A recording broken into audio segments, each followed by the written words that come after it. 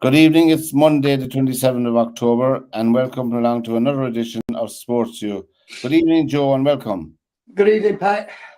Great to have you along, and maybe Darwin might be in later on, or other soldier. Anyway, tonight we're live streaming on Facebook, so you can make your comments directly into the studio to us, and anything you want to say, more than welcome. On the show tonight, we'll be covering the usual soccer, rugby, golf, snooker, and Formula One. That's if we come to it. Good evening, Darwin, and welcome. Hey, Pat. Hey, Joe. Hey, Darwin. So the rumour is false. You weren't in Scotland, no? No, I didn't get the job. I'd say, well, wind up like Postecoglou. Everywhere he goes, the team loses. You know. Yeah. Anyway, you can't feel sorry. I mean, hey, it's nice to hear your voice. Yeah. Oh, yes.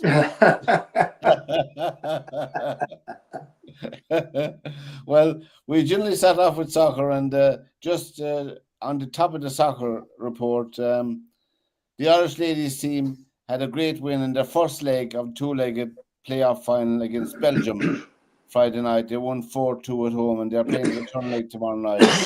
Promotion to the A section of the Nations League. We wish them the very best of luck. On the weekend that's over, we had wins for Manchester United, again, Sunderland, Newcastle, Brentford, Arsenal, Villa, Burnley, Spurs, and Bournemouth. I think that Man United game, Darwin, did you see it? I watched the highlights on Match of the Day. Yeah. Happy, Bunny? No, not really. I mean, they did well, didn't they? I mean, Casemiro's goal was a bit of luck, wasn't it? But I mean, yeah, there's obviously some kind of improvement, isn't there? But again, I don't know if you saw Match of the Day, Joe or Pat. Michael Carrick gave one of the best summaries of that game I've ever heard from a footballer. Go ahead. It was brilliant. He dissected what Amarin's doing now, that he has changed his game plan, and that he's got Casemiro basically just staying in the centre spot and wandering around that area. Bruno Fernandes is going up front, and you've got Luke Shaw coming in off the left-hand side, and the right-hand, Darlow, is it?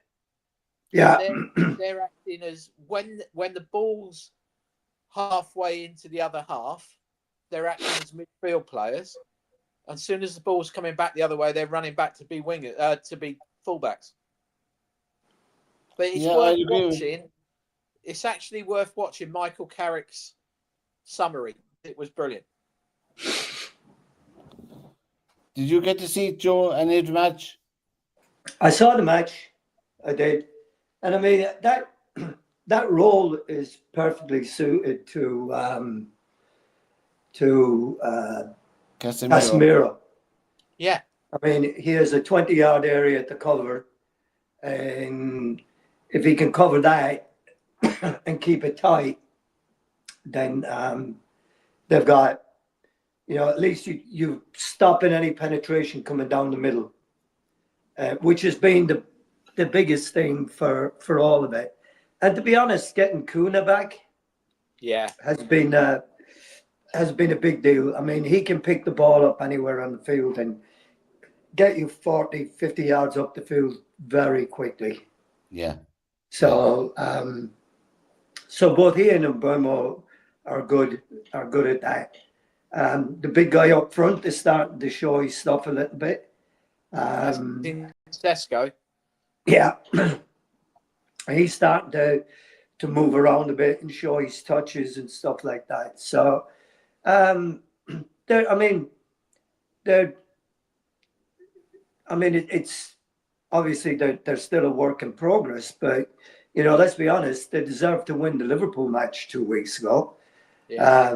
They deserved to win yesterday or on the weekend. So yeah, I mean, you look at it all, and now all of a sudden the whole pendulum has switched Yes, indeed, it has. to Liverpool being the Under to being pressure.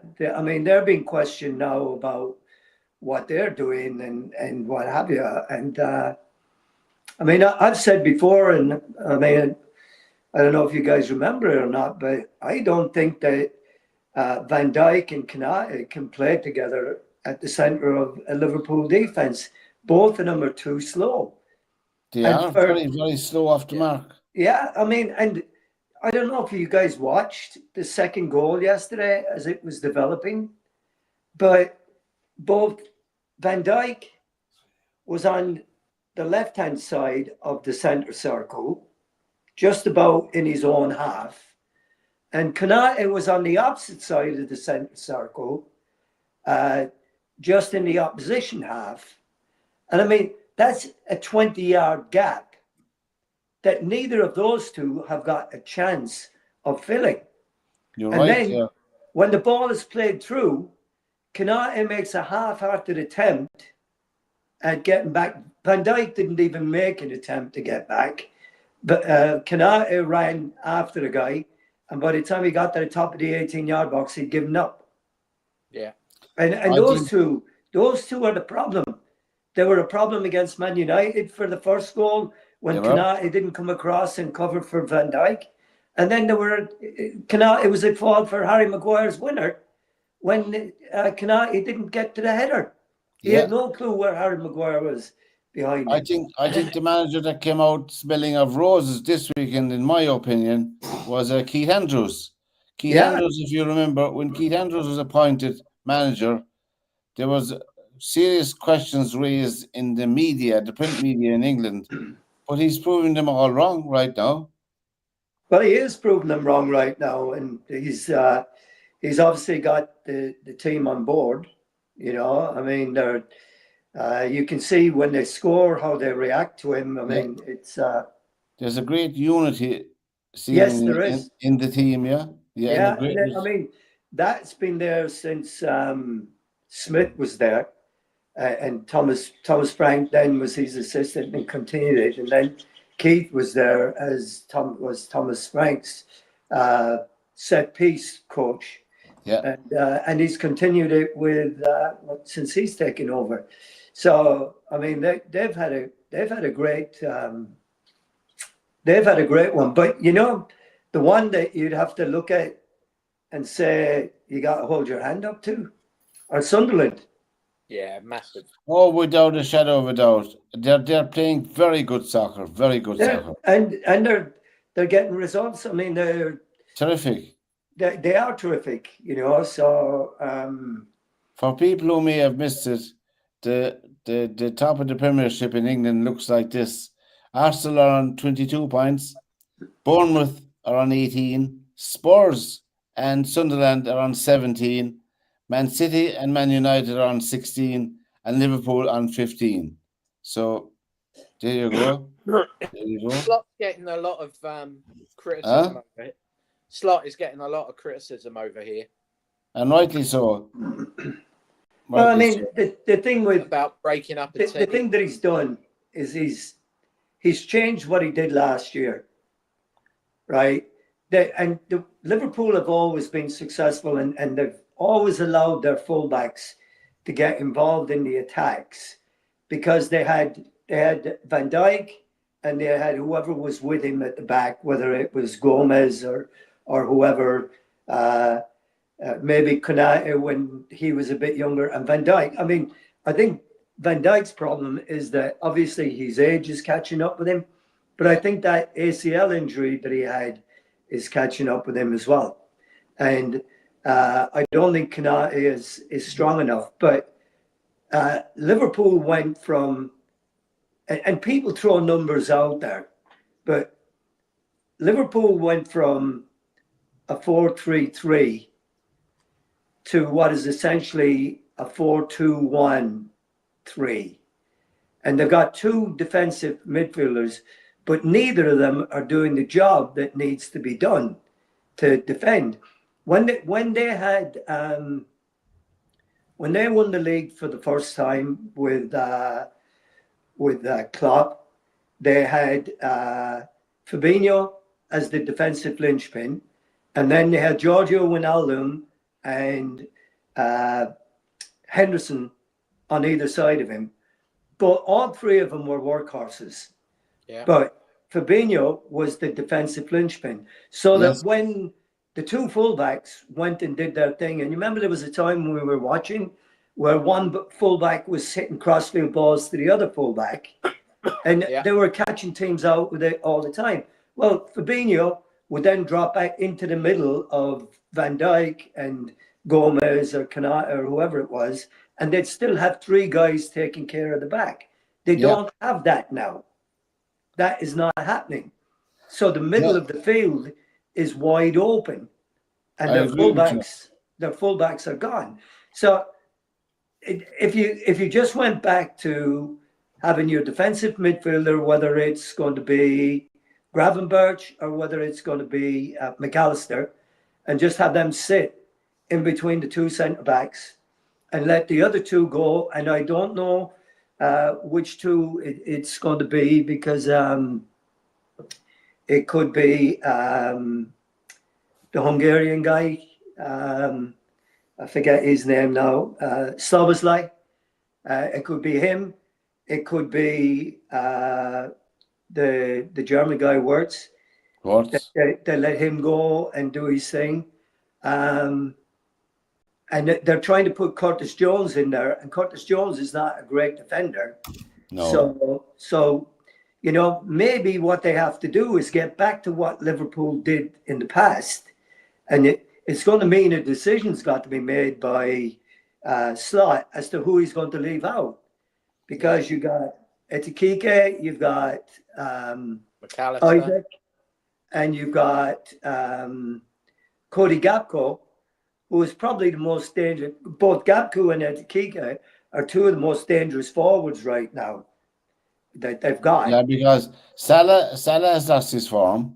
He has. I mean, Because- he scored a fine goal on at the weekend, but he's still not the player he was. And So, you know, it may be that he swaps out with one of those guys up front, either he and Isaac, because Ekika can play anywhere across the front. So they would get to be a little bit more like they were when they had Sane on one side and Mo Salah on the other side. yeah.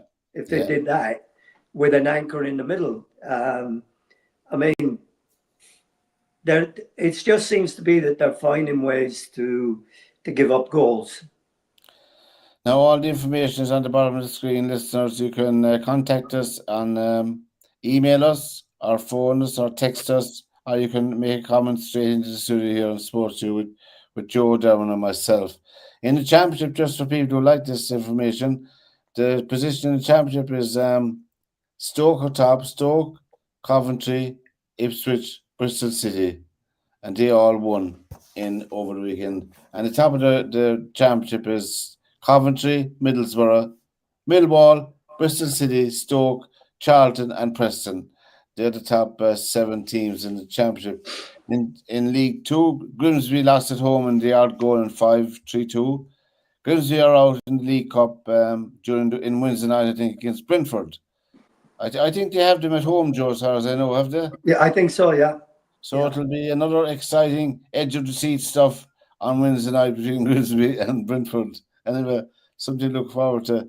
Luton, my own team, Luton Town, won 1-0 at Northampton Town. So good luck, Luton. And up in Scotland, Celtic seem to be in a bit of a bother. Hearts of Midlothian to give them their title. They beat them. They beat them well. They played them off the pitch. I saw most of the match. They sit top of the Premiership now in Scotland.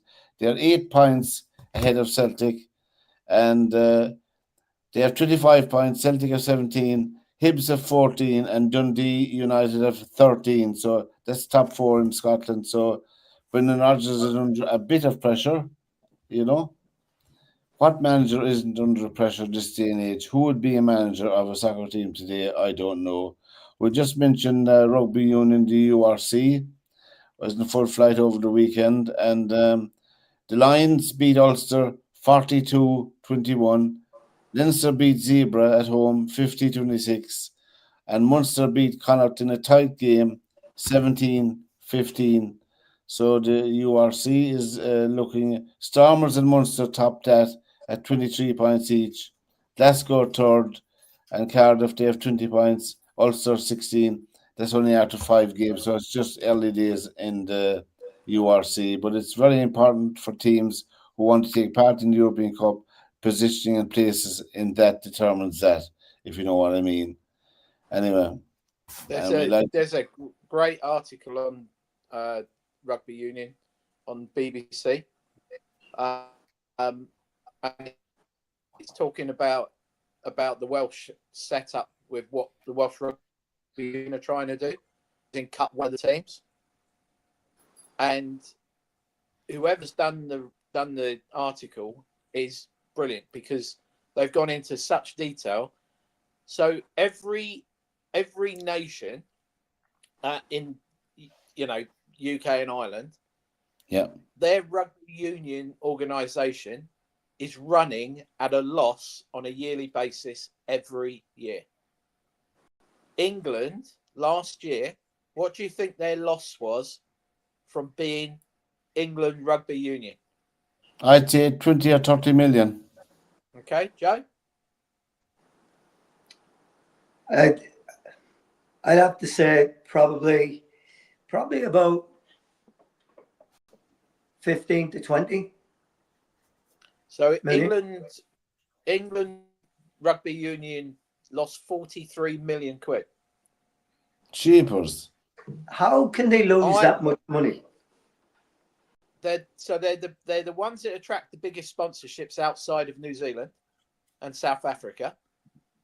And because of the way they've set up with the pro leagues and all the rest of it, and pro contracts for the England squad, they basically cannot make money. They're losing 43 million last year. Ireland, how much do you think Ireland lost last year? 20 million. A little bit less. 15. They lost 13 million, Ireland rugby. In the Irish case, they have national contracts for the national team squad, which say 30, 35 players. But in Ireland, they have Ulster, Connacht, Leinster, and Munster players in. There's roughly 30 players in each of those on contracts as well. And then, of course, that's hard cash to be paid out. Each of the provinces, you would think, Munster hasn't been very successful in the last few years, they would attract sponsorship that should or try to cover the running costs. But since Munster haven't been successful, I don't think they're running at a loss the last few years, So it is big. It's big money. I mean, these players are on. In England, you have the English Premiership with is there 20 teams in the first division? Yeah, I think so. Yeah, and you have all those teams on contracts as well, and then you have players from outside of England, from France, New Zealand, Australia, Russia, Georgia, Italy, who are attracted into the Premiership to play, and so they all have to be paid. So it's big business, big bucks. I don't really, and it's a minority sport in many countries, rugby. Yeah. Except I think in France it's number one sport. I mean, Scotland lost 11 million. And they reckon Wales haven't announced what they lost. But this article was literally saying they are somewhere between where England is and where Ireland is. Goodness me. And they're changing their franchise now in 2 years' time down to 3, is it? From 4 to 3. Now what's happened is a lot of the Welsh internationals have said that if you cut, because the team looks like it's going to get cut, believe it or not, is a Swansea team. So they're not the obvious choice that to the public, shall we say, would have been Newport, as in the Dragons. And it's looking like it's going to be one of the Swansea teams that is going to get the cut. And now the Welsh internationals are now saying that if they do cut the team out down to 3, that they'll pull out from playing internationals. It's a crisis. It's a crisis in Wales and has been for a few years, you know. And I applaud the Welsh Rugby Union for trying to do something. I'm not saying they'll succeed or anything, but it's a very tough job of work they have to do, you know. Well, I think I told you about that. I think I said it on a previous show. I was invited by Under Armour to one of the when Under Armour was sponsoring Wales when they were winning all the time. And Under Armour invited me, and they got the box right on the halfway line at Principality or whatever we call it, Millennium, whatever it's called. And at the time, Under Armour were also sponsoring Tottenham. So I asked the question sitting there before the game started, having some food with them. I said, how much does the Tottenham sponsorship deal cost Under Armour? So they paid an upfront fee of about 40 million to be the Spurs official kit. Oh, yeah. But Spurs were getting new kits every week as an additional cost to Under Armour. Goodness me. It was new shorts, new socks, some of them were wearing the boots as well. And then I asked the same question about how much is it what's the cost factor for the Welsh national team, who at the time was winning back-to-back, triple crowns and championships, Grand Slams and everything. How much do you think they were getting paid by Under Armour? 5 million? 4. And 10 times as much. Yeah. And when I sat there and I kind of went, wow, rugby, as though it's a professional sport now, is still pretty amateurish, isn't it? Yes. When you think about it. And I turned around to the Under Armour guys and said, do you see that as being like a great deal? And they went, have a look around you in this stadium. How many people are not wearing an Under Armour Wales top? Yeah, it's a good deal. It was a fantastic deal. They reckon it was 4 million was worth more than that just for shirt sales for the Welsh, as in Welsh fans. Goodness me. You sit there and you think to yourself, wow, there's the difference between. So when you think Spurs were on that, what would a United be on? What would Liverpool be on? What's Real Madrid on with Adidas? Oh, 100 million. I don't know. It's got to be unbelievable numbers, isn't it? It's off the charts, as we say, the money. But the sponsorship for rugby is not healthy. Well, you've also, I personally think a lot of it's to do with Sky as well, because you don't really get any of it on the telly anymore, do you? Well, the rugby seems to be covered by TNT Sports. Yeah, but that's all part of Sky, isn't it? Sky film it, and Sky Productions. It's just TNT paid Sky to do it. Yes, it's cheaper for them to do it without the outlay of all the kit and everything outside broadcasting and all the rest of it. But you sit there and you think to yourself, I was reading it and sitting there thinking to myself, how does England lose 43 million? I mean, that's just an well, enormous amount of money, isn't it? well, you must remember as That's what well. it, yeah. They have the women's team as well. Now, the women's team won the World Cup, recently. I don't know how much that they brought in income during the World Cup run. Did it make a profit or a loss? I didn't look it up, We And I might have the think figures. this guy in the article then was going on that no wonder Twickenham has now changed its name, that it's the Alliance, because they need whatever options they've got on the table.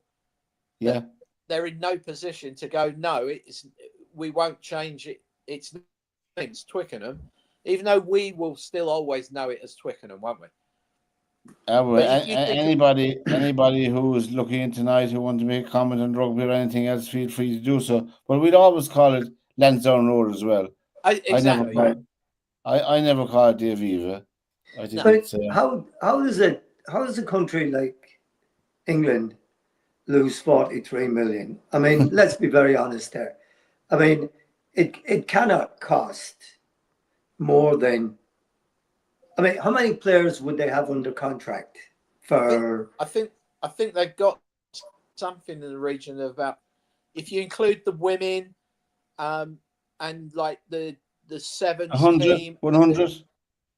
I was going to say it's probably about 120, I think, including like the youth team and the under 18s and all the rest of it. Yeah, but they wouldn't all be getting paid. No, I No. think under 18s get money, but the under 16s don't. They just get the privilege as such. Yeah, but I mean, Well, they'd they have an under 20 World Cup now as well in rugby. Yeah. But I mean, they'd be on a pittance compared to. Yeah, but they would be on a pittance compared to what Owen Farrell must be getting from his central. And I mean, contract. Owen Farrell is going to be making what, 400 grand for Half a million, I suppose. Half a million a year. But I mean, it's still, if he's making 500,000, it would take to get the 43 million. It would take another 80 players to get you to that, making that kind of money. So what is happening with it? Where's it? What's it going to support? You have the administration, the trainers, the nutritionists, the coaches, the kicking coach, the backs coach, the forwards coach, got the psychologist, the physio, the medical team. It's a huge, huge team that needs to be paid in any sport, but particularly in rugby. But I mean, it's only for a short season. Yeah. I mean, they play they play the Six Nations, which is 5 games, right? Yeah. And then they'll play the touring teams, or they'll go on tour. Well, they probably make money while they're on tour because people are paying them to come out there. Yeah. Ireland are playing the All Blacks next Saturday night in Soldiers Field in Chicago. Yeah. So, I mean, I don't know how they're going to get on, I'm talking about Ireland. And, I mean, I think the All Blacks are a formidable team. But yeah, they are. They are. But the last time in Chicago, we beat them. Yeah, but our team are an old team now. They're an old team.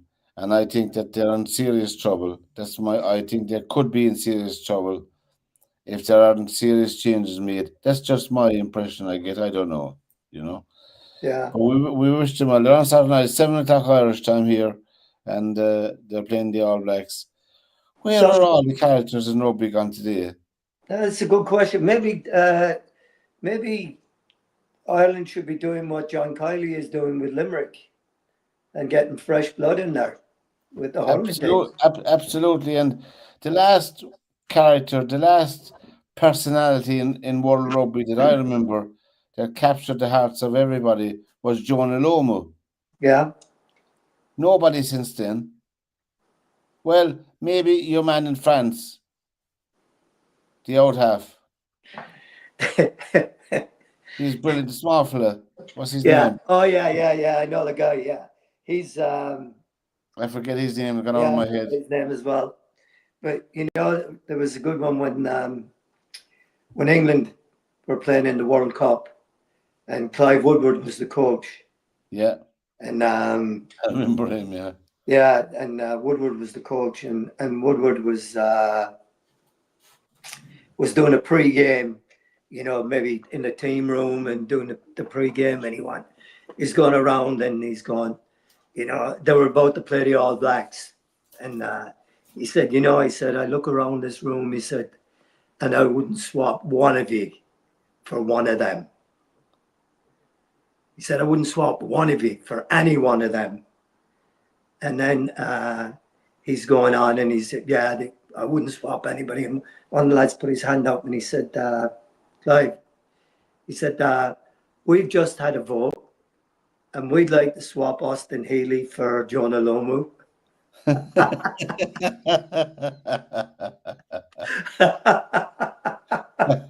It was like the whole place erupted. A fantastic team, Yeah, man, he was some player, wasn't he? Poor man. Yes, poor man. indeed. Over fans in the top 14 just for a parochial result on my part. La Rochelle, Ron O'Gara's team had a good win, 36-19 away to Lyon were the opponents. So they're back in the saddle again in the top 14. La Rochelle, that is. Now we sometimes play some nostalgia pieces on the show, and well, there's just Joe and myself here. We remember this anyway. See, can you remember anything about this? That if Panenka scores with this shot, Czechoslovakia have won the championship. Now Panenka versus Meyer, and he scored it, and they've won it. Czechoslovakia are the new European champions. And look at the scenes on the ground.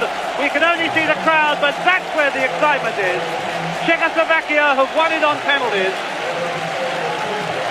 After one of the most dramatic European championships that we've had since it started in 1960. Czechoslovakia 2-0 up, apparently throwing it away, losing it with a goal right at the end of normal time, and then winning it in the most dramatic fashion with this penalty now by Panenka, the number 7. He only seemed to half hit it, but it went over Meyer's body into the back of the net, and that means that the 1976 Czechoslovakia won the European Cup. It was first played for in 1960s, so it was a brilliant time, when we had what they call real countries competing in the European Cup. Oh yeah. I mean, there's so many literations of people now, you don't know where you are. But it doesn't take from the competition. It's still a very good, healthy competition. That is the European Cup, Yeah, man, that took some cojones to do that one. To put that in the middle like that. As we're on nostalgia, Joe, do you remember any of these? That's the great Leeds United team, Gary Sprake, Paul Yardley. Yeah. I played against half of those guys. You did? Jack Charlton, Norman Hunter. You remember him? Terry Cooper, Billy Bremner, Giles, Grady. Yeah. I think they were the 1970s version of the team, were they? That was the early 70s, yeah. Actually, Alan Clark is not even there. No, he's not. So that had to be the 60s. Although some of those pictures are probably, Giles's picture looks like it's an older one. Terry Cooper's looks like an older one. Obviously, Jack looks like an older one. Paul Madeley and Paul Rainey look like more modern day ones. Michael Grady. Did Gary Sprake play for Man United? No. Gary Sprake played for Leeds and Wales. There's some Sprake. No, I'm thinking of someone else. Anyway. Yeah. That's for all people who follow soccer back in the 60s and 70s. That's just a nostalgia piece for you lads to enjoy it. SportsView is a program here, and we're here every Monday night. If you want to make a comment, feel free to do so. And I think Derwin's Wi-Fi is dropped, so we may see him again and before the show is finished. We just move quickly along to golf. I mean, the ladies' European Tour was in full swing during the week, and our own Lauren Walsh did very well on the tour, and she finished in third place behind the winner. I'm just trying to find my notes here. Who's the winner? Was Yanni Seng. Yanni Seng was the winner from Thailand, and Lauren Welch did very well at -9, and Yanni Seng won at -14. Now, over in the PGA Tour, we had the Genesis Invitational, and Young Hwan Lee from Korea won that tournament. And Seamus Power was playing as well. Seamus Power finished at -4, so he had a reasonably good tournament, but he finished well down the field.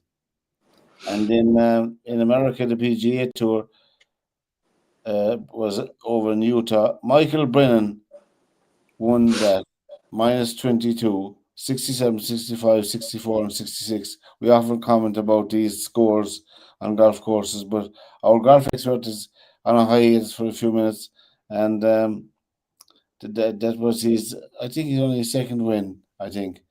But another story that cropped up over the weekend was Jack Lisowski. He's a snooker player. He's on the circuit now for 15 years, I think.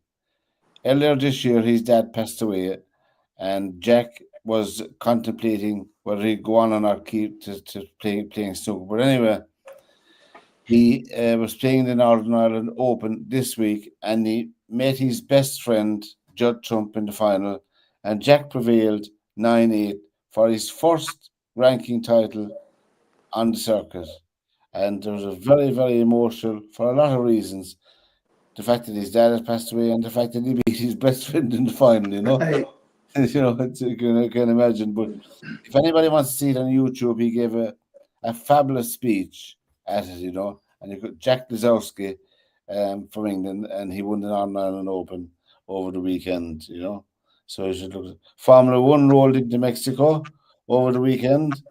Lando Norris snatched the victory from Charles Leclerc, his great rival, and Max Verstappen was third. The three that shared the podium. So the drivers' championship is heading up because Lando Norris is in top with 357 points, and Piastri is in second with 356.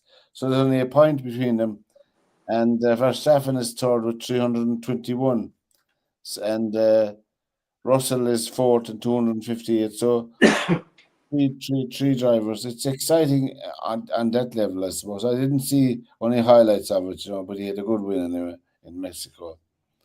That is what's his name, Lando Norris. Good driver. Now the top 14, I alluded to that La Rochelle are in seventh place. Toulouse are top of the top 14. Stade Francais and Toulouse are on 25 points. Pau, who are making a sterling effort this year in France at 24, Bordeaux 23, Racing 92 and Bayonne are 21 points each, and La Rochelle are on 20. So it's early days yet. They're only 5 or 6 games into the season, but it's shaping up nicely over there.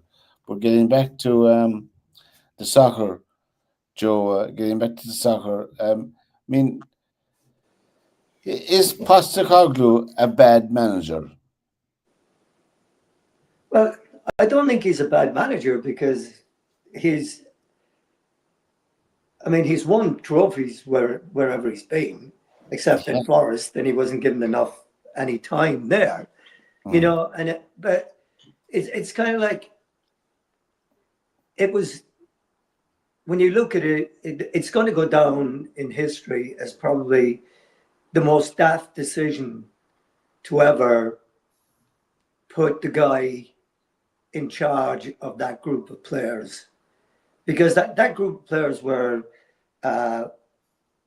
essentially a group of counter-attacking players, and that is the furthest thing from an Ange Postecoglou team as you can imagine. I mean, he is he's a possessor, play up the field, push up. and do things like that, and then score your goals. So, I mean, he's not a bad manager. He just has to be in the right situation, and you have to let him have his players to be able to play the way that he wants to play. And you know, it's that was a decision that was made. I think it was just one of those a knee-jerk thing, and I think that the Greek owner thought with Postecoglou being Greek, it may have all worked out together. But when you look at the big picture of it, it it's like when he sacked Steve Cooper. That looked like a poor decision to do that as well. Yes, A guy that saved them from relegation to the Championship or to the League Two, and then gets him promoted. And then you bring in a whole new group of players, and you give him no time really to work with them and get it right. Which you think that when you've turned things around and you've gotten promotion, that you've bought yourself some time to be able to work. And like you said earlier, I mean, who'd want to be a manager in today's, well, it is a very tough environment, particularly in the Premiership, because it's not a game anymore. It's a business, big business. And as we've seen from our counterparts in rugby, there's a lot of money at stake in every game, in every division, but particularly in the Premiership. oh yeah, So there's more than just winning games. I know it's a silly thing to say, but it's about the business at the end of the day, and the people who are running that business. They're not soccer people; they're business people. yeah, By and large, and they don't appreciate the nuances of the game sometimes. They right, don't appreciate that it takes a while for a group of players to get to know each other, right, football-wise, on the field. yeah, So, yeah, yeah, maybe I'm too harsh on Postecoglou as well. As you said, he won trophies. He's a proven pedigree, yeah. and we hope that he does well in Nottingham Forest. I hope he does. I hope he does well. Yeah, In whatever endeavours takes wherever it may take him. During the week now coming up, we have the League Cup taking centre stage on Tuesday, Wednesday, and Thursday, I think, on TV. And I think there's a few of the big teams out and about. I forgot to look up the fixtures, but I know Grimsby are playing at home on Wednesday night at 7:45. They're playing Brentford in the League Cup. That's the fourth round, the fourth round, is it? Fourth round? I think so. Yeah, Yeah. yeah, And fourth and fifth. Yeah, and after that it'll be serious. It's a serious stuff for them. I wish them well. I mean, they're playing very well. I know they lost the weekend, but they're playing well as a team. yeah, I saw them Saturday night, was it? There's a ITV does a roundup of Championship League 1 and 2, a program. It lasts about an hour and a half. Very good. They have no VAR, but they have good soccer, yeah, as we said before, I mean, they manage without VAR, which is fantastic. And then, as I said, let me see. We have the Irish women's ladies team are playing tomorrow night at Brussels. They're playing Belgium in the second leg of their two-legged match, and they all came through Friday night. There's no injury worries. There'll be no excuses except an emphatic win for the Irish ladies, and it will mean a better seeding for future competitions as well if they win and get promoted. As a team, that they won't have 2 or 3 teams in their group in the future who are ranked way above them. They'll have a realistic chance of having a batch of qualification if they manage to succeed in pulling out a victory for themselves. Well, fingers crossed. Fingers Now, crossed. Joe, you're coaching, I believe. Yes, I am. So, and of course, on the day that I'm supposed to be coaching, the heavens are supposed to open up. So we'll see how that goes. They have to get used to playing in the rain as Oh well. yeah. Oh, we're well used to that up here. A bunch of girls, is it? No, it's boys. Yeah. Oh, yeah. Boys, yeah. Boys middle school team. How 14 many will you individuals. have with you? What's Should you that? have? How many should you have? Oh, we'll have 100 trying out for 3 teams. Right. And you're the man with the I'm the clipboard. man, and I have With 2 the other clipboard. coaches that With work the, with clip, me. with the clipboard and the pencil, is it? Oh, yeah. Yeah. Yeah. So, And, and soccer is strong up there. And soccer is strong around Seattle anyway. oh, yeah, it is. There's a It's good. big. Well, Yeah. it's well organized up there, is it? Oh, yeah. It's well organized throughout the state. Yeah. Yeah. And Yeah. So of course, we've got huge numbers here. yeah, of course, they'll be looking forward to the World Cup being there next year. Yeah. Yeah. And I think they playing in Boston? Is Boston one of the venues? Boston is one of the venues, yeah. Yeah. That'd be near enough to you, would it? Oh, no, that's on the other side of the country. Is We're it? on the West Coast. All right. So Washington is Boston is closer to DC, Washington DC, than Yes. Washington State. Yeah. And what venue would be close to you now for the World Cup? Well, we have Lumen Field, which is where the Sounders play, and that holds Seattle Sounders. Yeah. Oh, yeah. and that holds 60-odd thousand. So it'll be packed for the World Cup games. Yeah. And what about the American team? I wonder how well we know they've qualified because they're hosts, you know. Right. It'll probably depend on what group they'll be in. Yeah, it'll be interesting, you know. It'll be really interesting, and the home team always has a bit of a lift just because they are at home. So yeah, that's true. So we'll see. We'll see. I mean, the day of Germany, Italy, and Brazil winning everything, I think there's more of a leveling off now at the moment in world soccer. I think so. Yeah. And, obviously, I don't know what the African nations are. You know, there was great hopes from the 1980s that an African nation might come through and contest the World Cup final, but it did not happen, you know. No. And soccer has been established on the continent a long, long time because an awful lot of our players are playing in the higher leagues in Europe. Right. So you would imagine that one or two teams might come through. I don't know. The captain of Shamrock Rovers here in Ireland, just to let you know, is the captain of Cape Verde. Right. And they qualified already. They've qualified. They're one of the smallest countries to qualify for the World Cup. So we'll be keeping a close eye on Cape Verde Islands, you know. It's a fantastic story. Oh, yes, it is. Yeah. You know? Yeah. I mean, it is. 54,000 people, 54,000 is the population. So, you can imagine Cape Verde playing Brazil or England. Oh, yeah. Yeah. That'd be something. It would. Well, that's the glory of football. That's the glory of football. That is the beauty of it.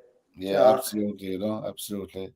So now we've come to the end of another program, listeners and viewers, and thank you for watching, and thank you, Joe, for being with us. And the best of luck with the clipboard and biro. You know, thanks very much. We hope we make the right choices, and thanks to Dermot as well. You know. Yeah. I forgot. And so until we meet again next Monday night, take care, everybody, and have good sporting carry on during the week. Take care. Take care, Pat. Bye. Thanks. Bye-bye. Take care.